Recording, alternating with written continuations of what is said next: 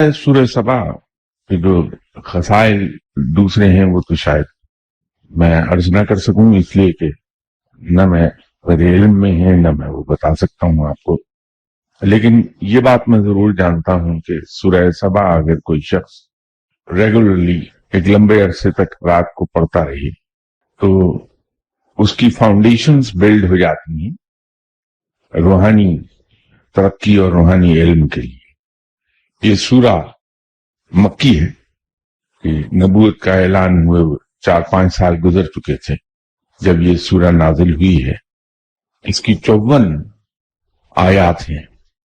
اور اس کی آیت نمبر 15 میں سبا کا لفظ استعمال ہوا ہے اور اسی نسبت سے اسے سورہ سبا کہتی ہے۔ اس کی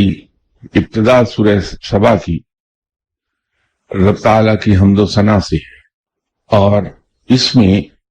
حمد و ثنا بیان کرنے کے بعد کچھ آیات قیامت کے وقوع پذیر ہونے کا بیان ہے کہ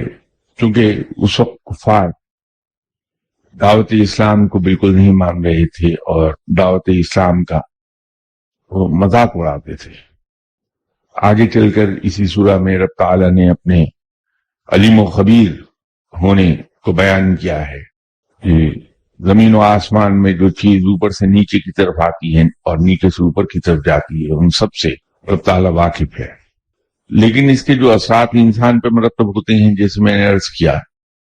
وہ انسان کے اندر جو کثافت جمع ہے کہ روح کی کثافت کو دور کر دیتی ہے سورہ، اس کے یہ فوائد ہیں۔ اور ہم میں سے اکثر لوگ یہ پوچھتے رہتے ہیں کہ حروف مقطعات میں سے کوئی چیز پڑھنے کو مل جائے یا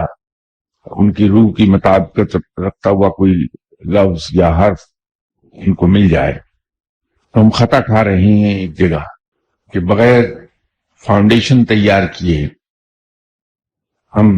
ان حروف سے کوئی فائدہ اٹھا نہیں پائیں گے۔ تو یہ وہ فاؤنڈیشن تیار کر دے گی سورہ، اگر اس کو ہم